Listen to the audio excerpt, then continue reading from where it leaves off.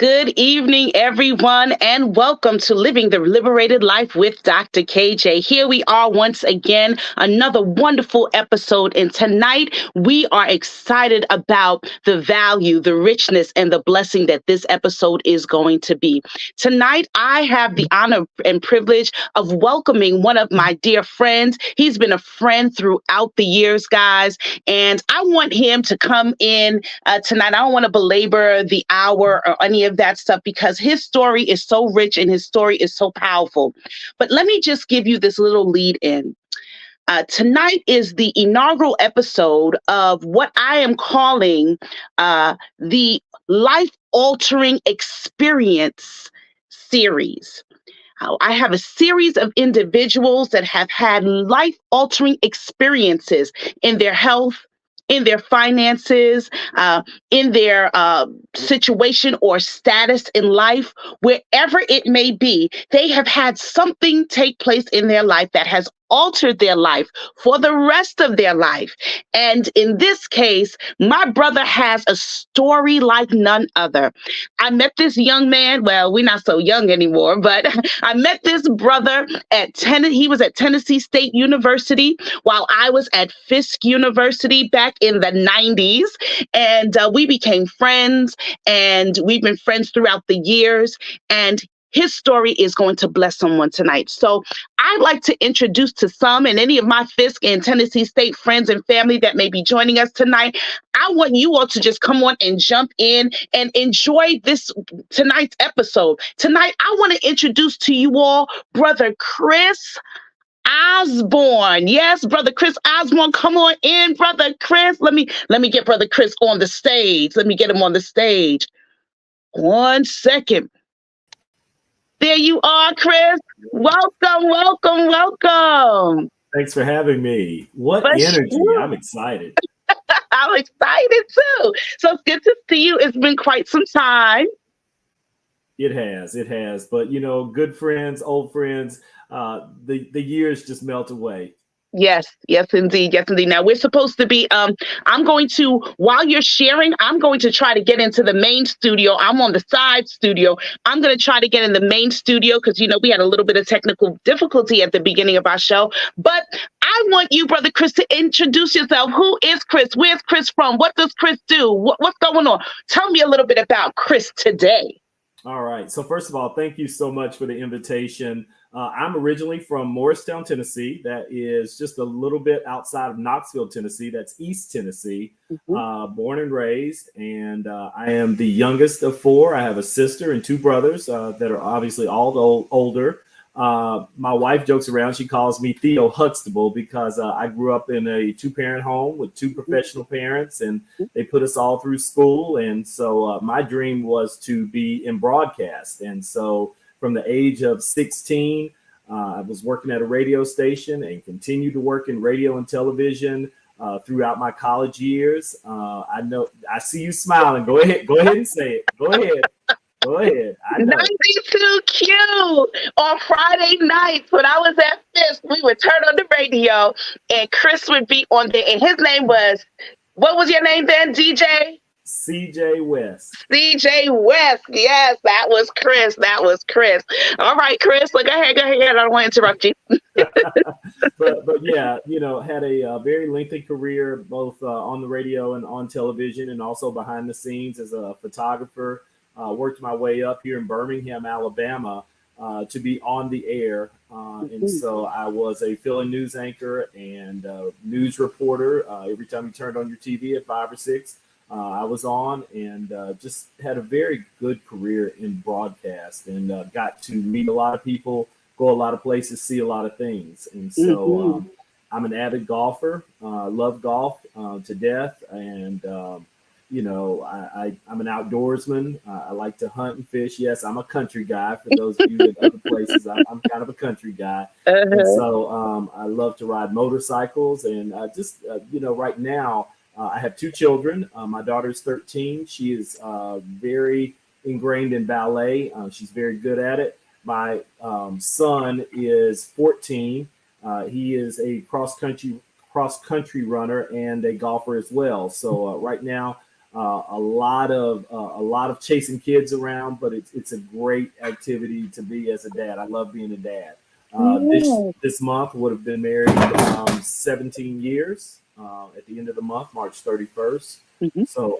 So that's kind of me in a quick nutshell. Okay, Easter Sunday anniversary. Okay.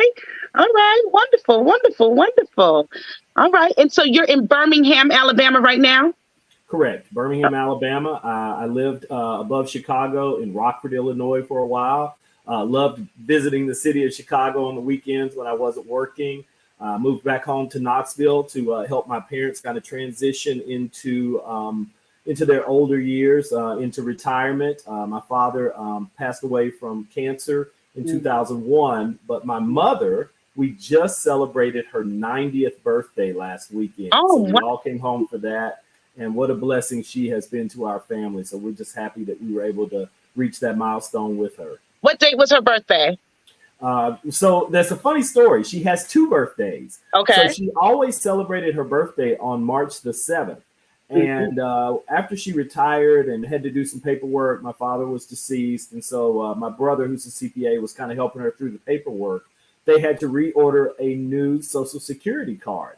And on her Social Security card, her birthday was actually listed as March the 2nd.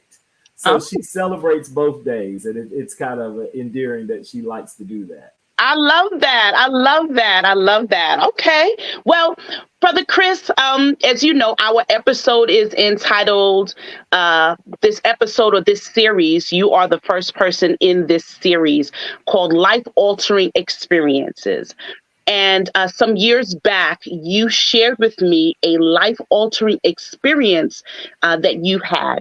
And I'd love for you to be able to share that with our guest tonight. Would you share your experience with us? Absolutely. So in 2004, I was a bachelor. I was working for the TV station here, the local ABC affiliate. And after work, I was riding my motorcycle and riding with some friends. And it got a little bit late in the evening, probably around 11 or so. And decided that I would stop by our fraternity house here, which was on the way. And I am a member of Omega Psi Phi Fraternity Incorporated. Just a shout out to the bros that may be watching, and obviously the Saras and everybody else. But on that day, a car pulled out in front of me and hit me and ran. I think that more so than they ran, they just didn't realize the impact because I didn't fall. And I thought, well, this is odd. Something has happened, but this is split second decisions. And when I looked down, my leg was massively broken, and it was a compound fracture, which means it was bleeding.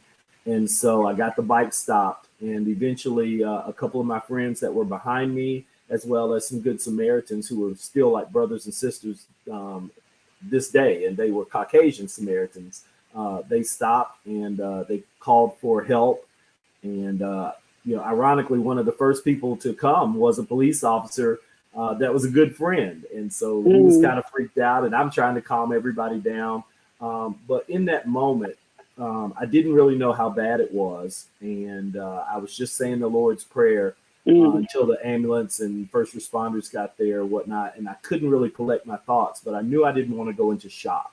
And so I just repeated the Lord's Prayer over and over and over until help arrived. And ultimately, they tried to save my leg, but they were not successful after a couple of days. And so I ended up having my left leg amputated above the knee. Above the knee. Yes. Okay. Okay. And so how old were you? Did you say how old were you when this took place? Oh, that's a good question. Let's see. That was 2004. So almost 20 years ago. So what, 32? Okay. Okay. And what was the most impactful part of that moment for you? What would you say? What was the most impactful? So when I got to the hospital, obviously all of the staff knew who I was because I was on TV locally. And so, they asked me the standard questions, do you know who you are? Do you know where you are? And I was very coherent. And they said, we're going to take you into surgery. You'll be just fine.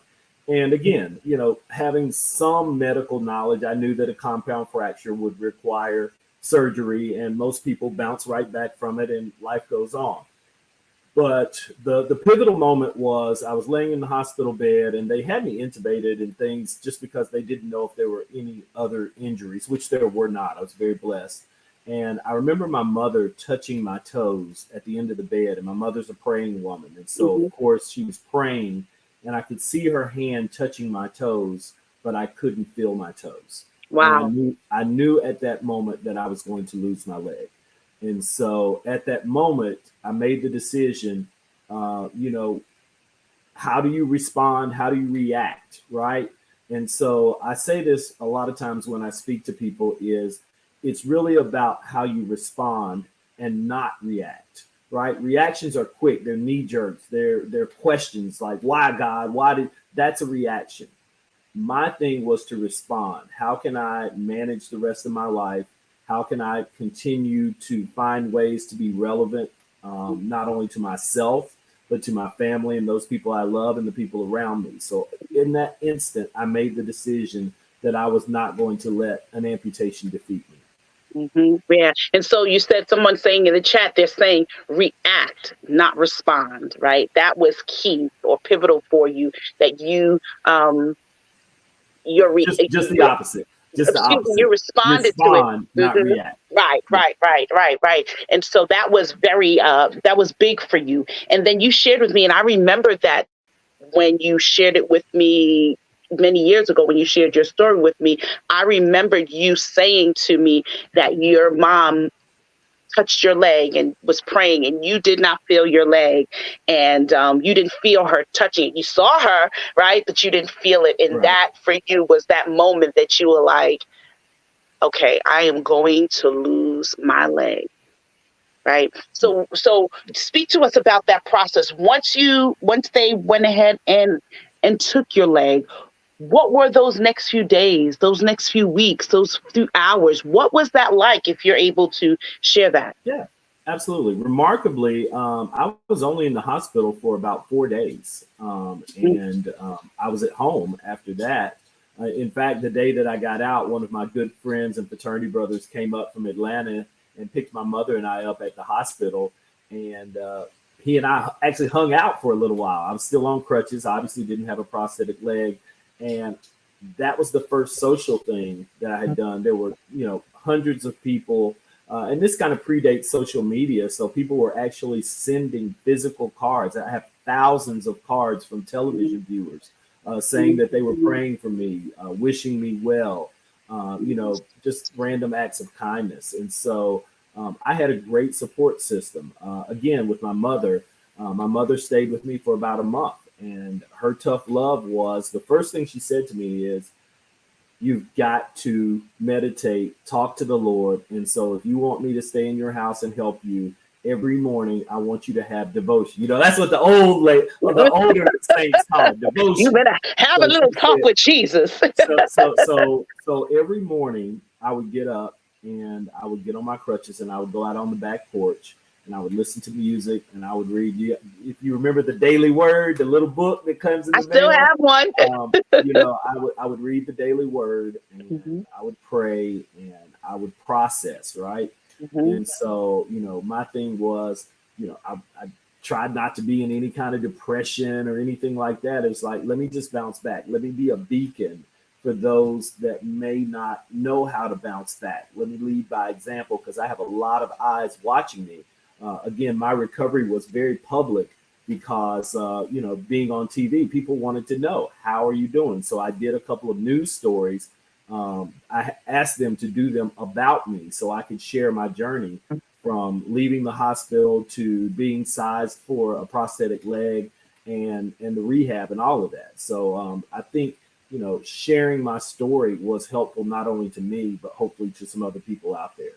So you do have, I know this, but my viewers don't know this. You do have a prosthetic leg. Correct. Right. Again, I'm above the knee amputee. It's transportation from point A to point B. I've learned to walk on it quite skillfully. I have coached youth sports. I've coached my son's baseball team. I ran track in college, you know that, at Tennessee State. And so I coached track. Yeah. I've coached baseball and obviously golf. And that's one of the new ventures. I coached his junior high team last year. And this year, I have embarked on coaching A.H. Parker High School, which is the oldest historically Black high school in Birmingham, founded in 1900, that has never had a golf team. Wow. So we have about 14 golfers, only one of which has really ever been on a golf course. And so, these kids are really working hard. They're learning the game. And so I say all that to say that, a prosthetic leg doesn't limit me to what I can do. Okay, well, I want to dial back just a little bit. In their comments coming up in the screen, somebody said 4 days, them cues are built differently.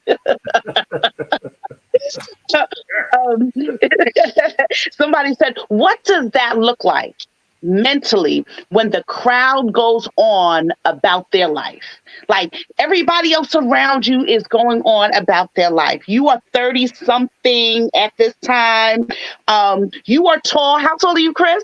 6'4". He's 6'4". This brother is 6 feet 4 inches tall, right? And he stands tall. And now, literally, right? Not even figuratively, literally, a piece of you is gone. Right. And that's a great statement, is that a piece of me is gone. I'm gonna go deep first and then I'll back up. So a piece of me is gone, but what I found out was I really didn't need that piece. God took that piece, he saw fit to let that piece go so I could see him. And what was left of me, think about it. Sometimes we have a whole bag of potato chips and there's just air at the top. There's no substance, just air. And so he took, something that got my attention and gave me substance. He gave me something to share with other people. And that's the important part. For me, it was a little humbling that, when this happened, I was still playing basketball every morning in the gym with ex-college players. And so I was in good shape, and I used to walk in a room. And again, during that time, I was a single guy. So I used to walk in a room with a swagger. And then all of a sudden, I had this prosthetic leg. You didn't just walk in the room with a swagger. Remember, he's 6'4", y'all. He is a Q. He is a TV anchor. He's getting the attention. So I walked in the room, with a swagger. But my first outing out was, kind of like the older gentleman you used to see in your church. I had my crutches and I had my pants leg pinned up in the back, and it was devastating for my ego, right? Sometimes we have to be broken in order to be better. Yeah. We have to be broken in order to be better. And so, it was humbling to go places on crutches even before I had my prosthetic leg. Right. And then once I got the prosthetic leg, yes, I'm up and walking. It took about maybe 4 to 6 weeks to really get the feel of it. But once I started walking, I have a permanent limp. It is what it is. And so no longer was my swagger, walking in a room, like you said, that news anchor, that guy who was still on the radio here in Birmingham part-time, as well as TV. And that guy, so there was some humbling in my brokenness to say, okay, it's not about you. You are still the same human being, but you have a little less luggage to carry around and, more to share than just your physical features. Yeah, that's rich. Somebody said in the chat, broken to be better, right? Because sometimes we rely on our own strength, we rely on our own ability, our own beauty, our own skill, and not until we're broken, not until we're humbled. You use that word several times tonight. You continually talked about the humility that it takes to have to lose a leg, lose an arm, right? And I don't want us to get so much caught up in necessarily the loss of a limb, right? But I want us to be mindful because there's somebody that's watching today or will watch in days and weeks to come that it may not be a limb that you lost. Right. Right. It could be anything. Right. You know, it's about how you recover, right? First respond and then recover. And recovery looks a lot of different ways. I mean, there are people who are grieving loved ones that have been gone for decades. Yeah. They just haven't recovered. There are people who are grieving, you know, from cancer. Maybe they, you know, had a mastectomy or something like that. Maybe their loss is not so visual. Mine just happens to be visual. And so you have to understand what people have lost, even if they don't understand it themselves, right? And so you move from response to recovery, and then from recovery, you move to, which I never really, and I'll get to that in a second, but from recovery, you move to praise, right? That I hate to sound cliche-ish, but there's no testimony without the test, right? How do you stand up to the test? How do you show yourself approved, right? And so you really have to think about what it looks like for yourself, what it looks like to others, and how they're looking to see what your response and your recovery will be.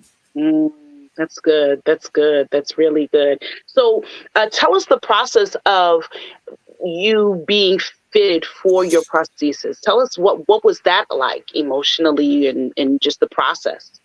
Right. So, you know, when you lose a limb, the first thing is they want to get the swelling down, and they want you to have some range of mobility, right? So they have me exercise. If you can imagine, this is what is left of my leg. They had me exercise that anytime I was sitting down. You know, they got me up the day after the amputation on a walker because they want to be up and moving.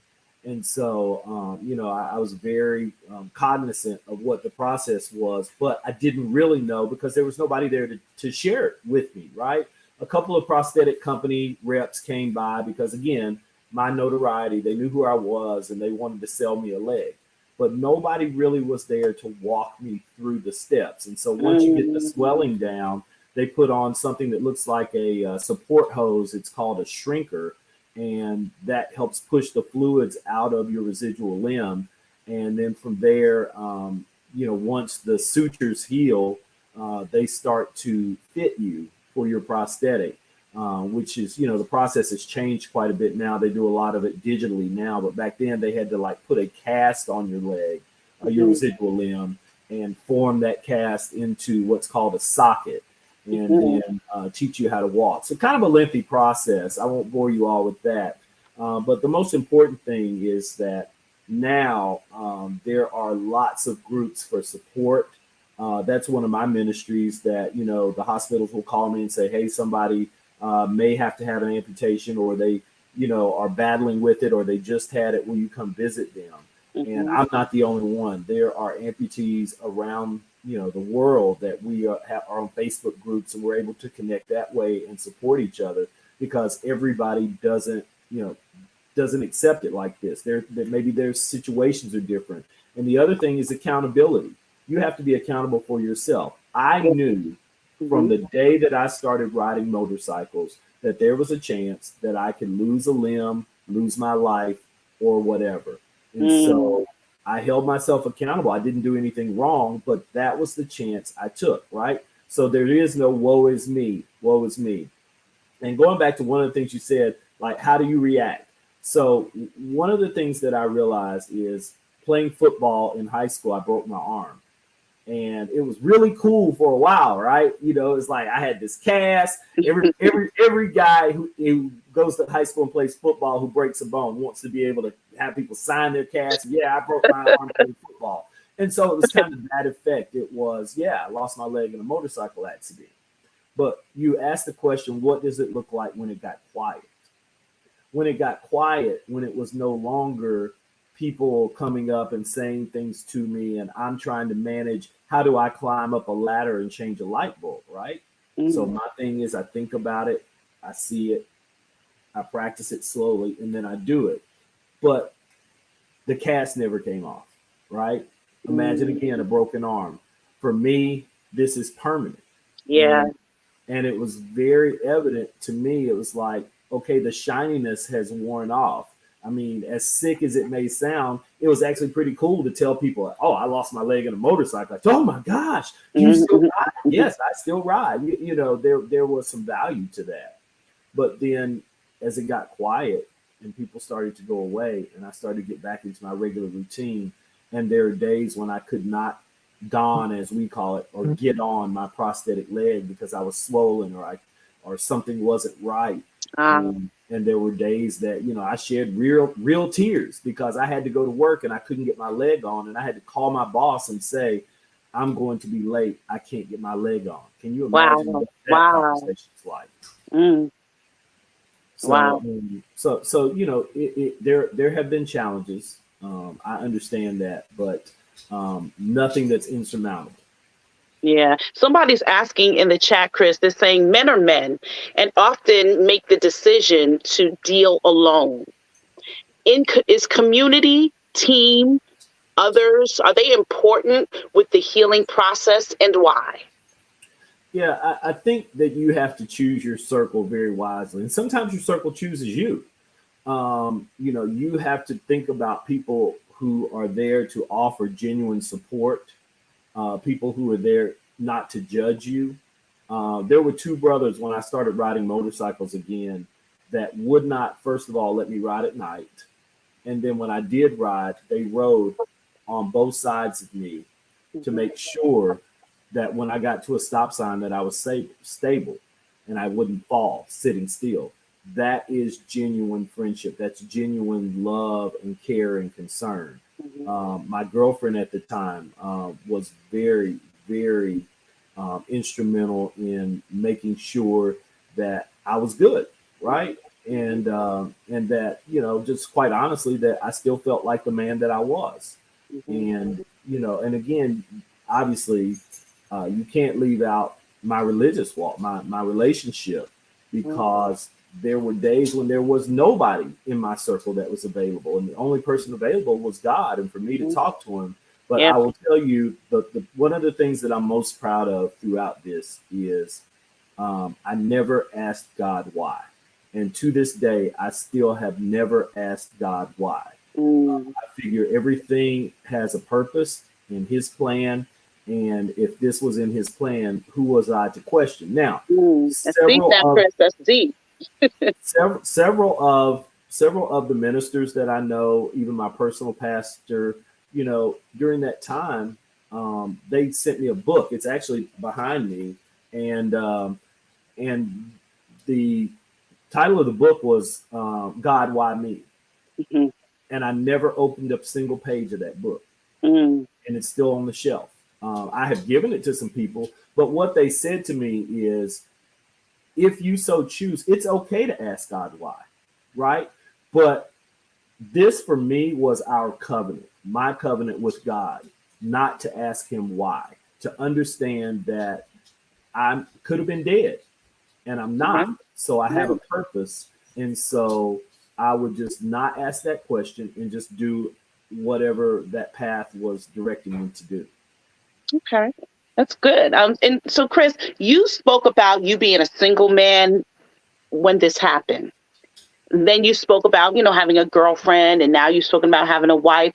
Can you tell us what was that when it came to dating, and, even your meeting women and things of that nature? What was it like explaining to them what transpired, and how, if taking on the role of wife or girlfriend or significant other, however you want to phrase it, how they needed to come alongside you, and how, what is required of someone who is dating or married to someone who is an amputee or something to that nature. What would you advise, or what would you share about that? Well, if they're not in it for your personality and who you are, then obviously that's the first red flag and warning sign. And so, obviously I have the gift of gab. I could obviously talk my way in and out of things, but the reality is that most of the time, if I was sitting down and I was talking to somebody and they were very interested in continuing the conversation, and when I stood up, they might ask, "Oh, did you hurt yourself? Did you hurt your knee, or did you have surgery?" And then when I tell them, um, there were mixed reactions. I think the first time it really happened to me is we were at a party, and a couple of my buddies had met a couple of young ladies, and we were going to go out to eat or something, breakfast, something like that. And when I stood up and I started walking, the two ladies abruptly said, "Oh, we got to go to the bathroom." And then when they came out, they obviously had something else to do. Is because, maybe she was freaked out. I get it. This is a lot. Really? Yeah. And so the first time that happened, it was very hurtful in a way that it was like, oh, I really am not the person that I was physically. But then, being me, it kicked in that, you know what, then that wasn't the situation I needed to be in. I'm glad that situation got blocked, because if you were that superficial, then there was no place for you in my circle, friend or otherwise. And so, my wife is very understanding of my situation, and she does things to help me. And so, and again, my previous girlfriend, she was very understanding. She helped me get through this. My wife was not in the picture until afterwards, and my running joke is, man, I had game to get a woman as pretty as her with one leg and a mouthpiece. Well, so and you have to be careful what you ask for. Sometimes you get it, and so if you're out there in the dating scene, again, be accountable to yourself. What is it that you really want, and what are you going to do when you get it, right? Disability or not.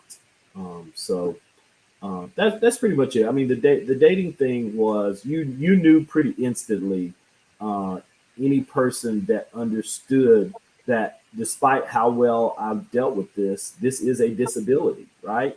Really, I don't feel disabled, nothing like that, until I have to walk upstairs. Is that the most challenging piece for you, walking up steps?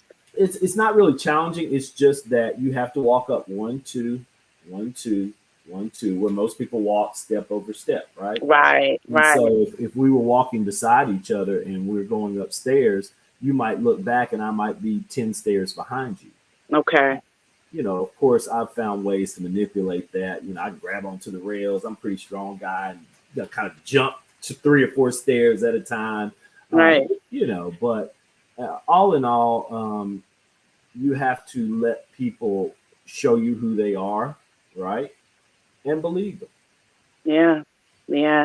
So let me ask you this, and those of you that are watching today, thank you guys for watching. If you have any questions, please drop your questions in the chat. I'm going to go ahead and share some of these questions with Chris. But Chris, I remember maybe last year sometime, maybe even 2 years ago, I don't remember clearly, but I shared with you a dear friend of mine had recently or just got word that they were going to lose a limb. And you said you believe that God gave you this because this is now your ministry, and you spoke about being able to minister to other people that are going through this. Can you speak to us about your advocacy and your ministry in this area? Right. So typically when I walk into somebody's hospital room, or maybe it's their home, but most of the time their hospital room, the first thing I do is ask permission to come in. I'm a complete and total stranger. Most of the places that I go to talk to people, they have never seen me. They don't know who I am. They just know that maybe a hospital administrator said, hey, somebody's going to come and talk to you. And so I ask to come in their room, ask permission, and then I ask them how they're doing. And typically I can look in their face and see their eyes and tell instantly whether they are really dealing with it, or whether they are trying to put on face, or whether they're absolutely depressed, right? And so what I do is I talk about the technical part, right? Here's what nobody told me. So let me tell you what the steps are going to be, right? First, you're going to do this, you're going to have to do this, you're going to have to do that. And then I ask them if they have any questions, right? And then I go into, what is it that you enjoy doing? For some people, it's riding motorcycles. For some people, it's playing golf. Some it's cooking, gardening, whatever their interest may be. And then I ask them a question. How are you going to get back to it? Mm, How are you going to get back to it? that's good. And here's the other thing: past response, past recovery, past accountability is now reality. Okay? Bunch of R's there, but reality. Mm-hmm. And the reality of this is some things you cannot do physically, right? I'm not telling you to limit yourself. For instance, I ran track in college. I had seen these men and women with these kangaroo legs in the Olympics, and they were running, and I was like, oh yeah, I'm going to do that. I'm going to get back in shape. And the reality is that your insurance in most cases only pays for one leg. That's either a walking leg or a running leg. And a running leg is just that. It's only used for running. So there's two different types of prosthetic legs, you're saying? Yes. Yes. Wow. And okay. So unless you have a sponsor or unless you were in the military, as a civilian, you don't have access to a lot of those products, right? And so I found out very quickly that my dream of running track again with that cool kangaroo leg that I had seen so many people in the Paralympics use was not my reality. Right. And so that's kind of what drove me to golf. It was, golf was a sport that I had played from a young age with my dad, but I was never really great at it or good at it. I didn't play it a lot in college. It was relegated to maybe once or twice a year when I would see my dad after I left, home. But my competitive spirit, I had to have something that I could talk junk about, right? And so I really started honing the skills, and I had lots of help, right? People that were teaching me certain shots, and they were teaching me how to shift my weight and how to become more skilled in the game of golf. And so the reality is that you have to understand what you are facing, right? You have to be honest with yourself. The other honest part of that was, I was a Q, or I am a Q, I should say, pardon me. And, I love to step, or as we call it, hop. I love to hop, right? From the parties, and so, but the reality was that part was gone, right?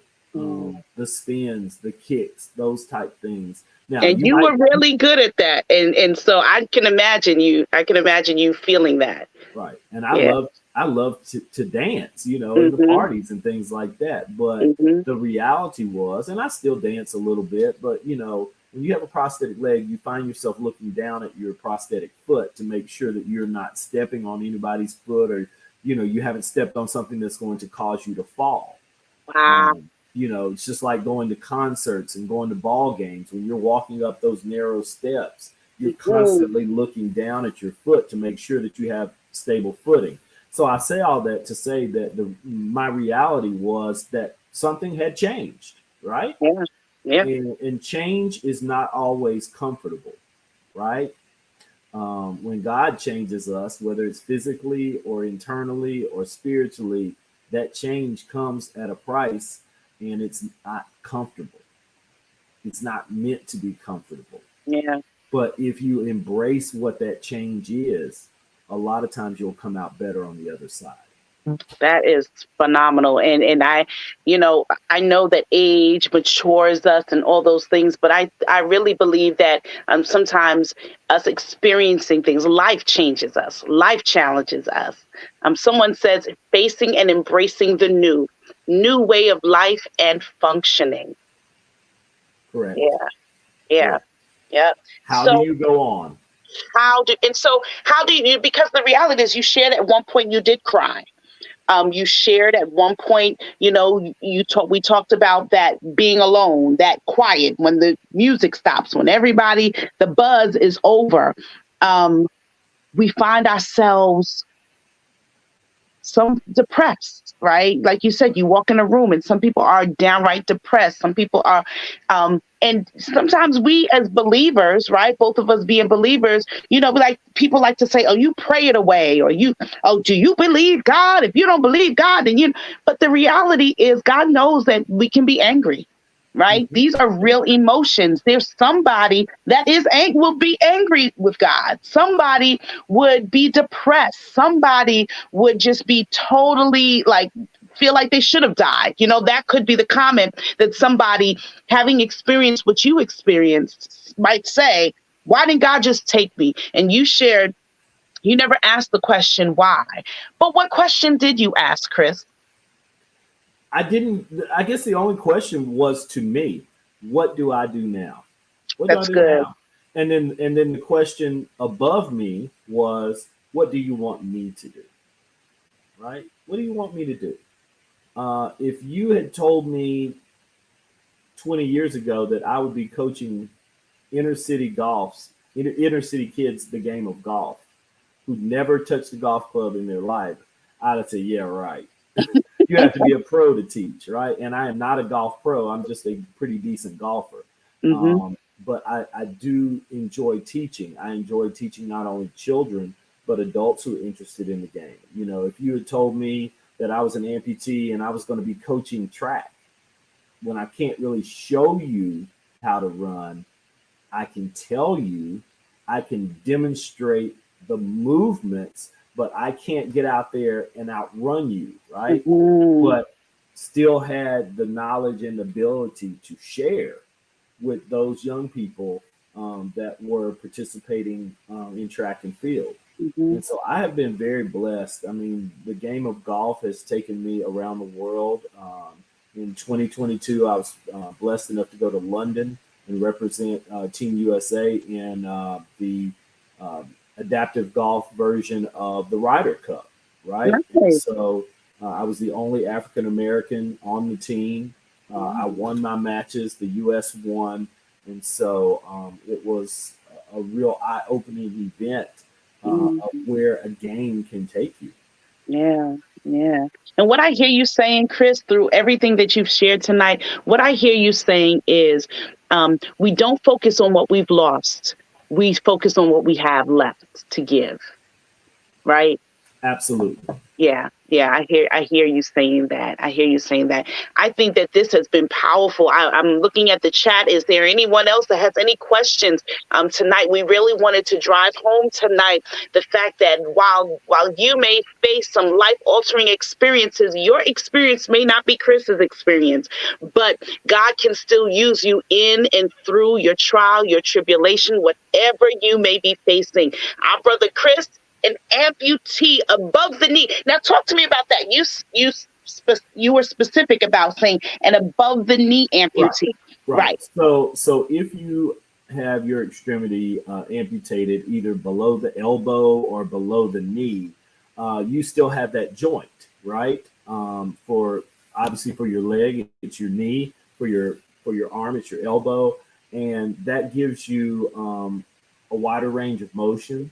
Right. Most below the knee amputees can still run. Right. They can still jump. You see them playing a lot of different sports, pretty much unassisted, just their prosthetic leg. And so we kind of joke in our inner circle, as sick as it may sound, that, we call people who are below the knee amputees paper cuts. And we say it endearingly, of course. But there are some other challenges that come with being an above the knee amputee, right? Because you are using a medical device that has to react as closely as possible to a real human knee. And of course, there's no machine that's going to do that. There's no pivoting or moving fast. You are at the mercy of the knee in terms of the speed that you walk and those type things. Sometimes you can walk a little faster. My knee is actually computerized. It was one of the first not electronic, but computerized knees that would gauge how fast you were walking, and it would apply hydraulic fluid. So if you're going downstairs, it will slow the knee down so it doesn't just buckle, right? So there's a lot of technology. And you press a button, or do you have like a remote, or is it just based on your motion of activity? It knows what to do. So the knee, it's called a C leg. The knee makes 1,000 decisions per second based on what you're doing. If you're sitting, if you're standing, if you're about to sit, it can feel the weight change. If you're about to move for the first time from the standing position, it will release because it feels your hip shift.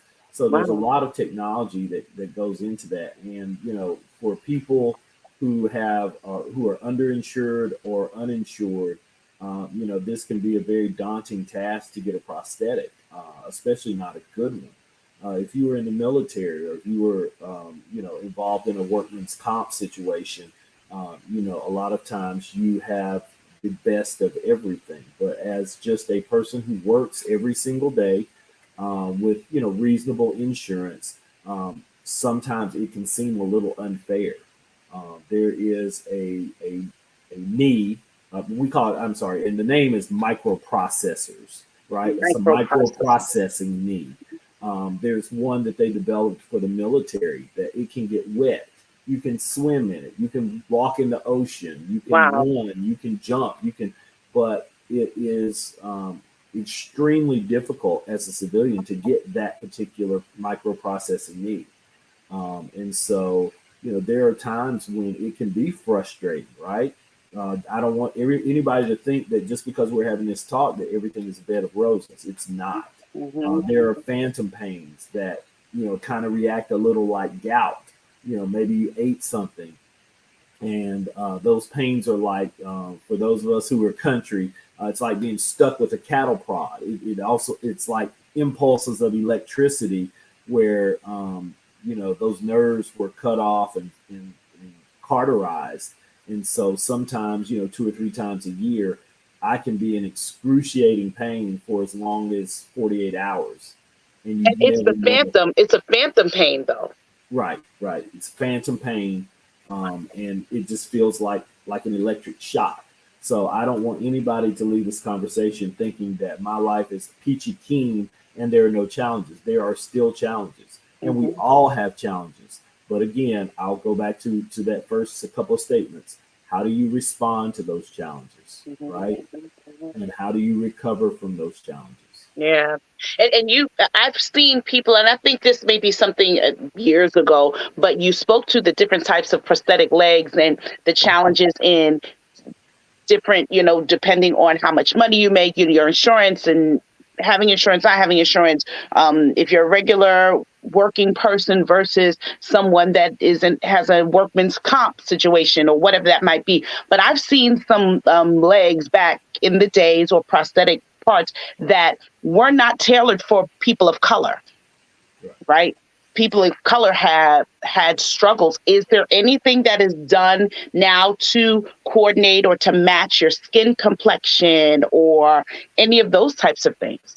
Oh yeah. I mean, there are covers. There are covers that feel like real legs. I've never really used one of those. I've always kind of been like the RoboCop kind of guy. I want my leg to look very futuristic.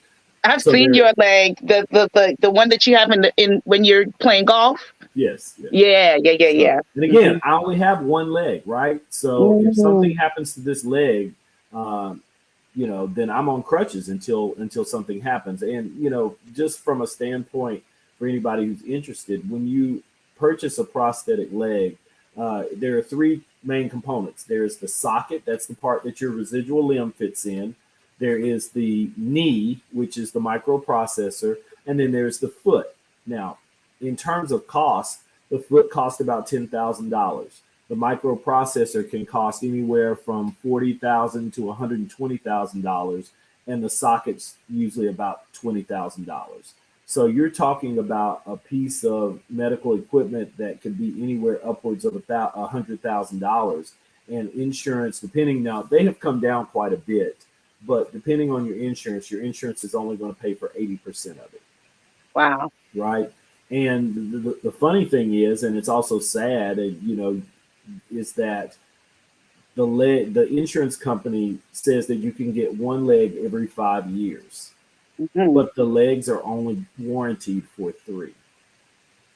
So you have 2 years where you are praying and hoping that nothing happens to your prosthetic limb, Wow. so you can make it to get another one. And then again, your out of pocket is going to be anywhere between $3,000 and $10,000, depending on what you get. Wow. Wow. Wow. Wow. Well, Chris, I want to say thank you. I want to say thank you for being a great friend, being ready, willing, and able to share your story, share your testimony, um, and just being authentic and real in what you've experienced. I want to thank you on behalf of those that are watching and those that will watch for your courageous just being courageous in the way you live your life. And as we come to a close, as we come to an end of the show tonight, I usually ask my guests to share with me their final liberating thought. But while you think about what your final liberating thought is, I just want to let you all know about our next episode of Living the Liberated Life. And it will be our second installment of life altering experiences. And I will have as my guest Pastor Jeff Thompson. Pastor Jeff Thompson will be on, and he'll be sharing his story. He too has experienced a health challenge. He is a transplant survivor, and I'm not going to give all of the juicy details, but he is a transplant survivor. To God be the glory. And so he's going to come and share his story from tragedy to triumph, or from trial to triumph. And we are excited. He's going to be with us on April 4th. And I need to let you all know, I need to remind you, next month is the month of April. Chris, guess what? I'm turning 50 in April. I'm turning 50. And so all month long, I'm going to be celebrating. And I am going to ask for those of you that are friends or followers, I need you all to just send me a video tribute, a video shout out all month long. All month long, I'm accepting video shout outs. You can post it. You can tag it. You can say, KJ, happy birthday, happy 50th, whatever you want to say. You all just go ahead and do a video, send me a shout out. That's one of my ways that I'm celebrating, one of the many ways I'm celebrating my 50 fun and fabulous festivities. And that's all year long, but April is the month. April 15th is my day. And so with all that being said, I want you all to join us on April 4th for our next episode. But Brother Chris, we cannot end our show without hearing from you your last final liberating thought. First of all, I want to say what an amazing job you're doing, Dr. KJ. We've been friends for years, and that smile just radiates a room. And so thank you for your ministry and doing everything that you do and making this available. For my final thought, it's something that I always share anytime that I have a platform, and that is John 16:33. And I'll just kind of paraphrase it, and I hope that you will take the time to look it up for yourself in its entirety. But it basically says, in this life, you will have troubles. And it says, but do not despair. I will bring you peace, for I have overcome the world. Amen. And if God and Jesus Christ, the Lord, Yahweh, whoever it is that is your higher power, has overcome the world, surely you can overcome what you're going through. And that is what my parting thought is. I love that. Thank you, thank you, thank you. I'm going to ask that you stick around just for a few more moments. But to all of you that are joining us for another episode of Living the Liberated Life, I thank you. And as I always say, live liberated. Bye-bye.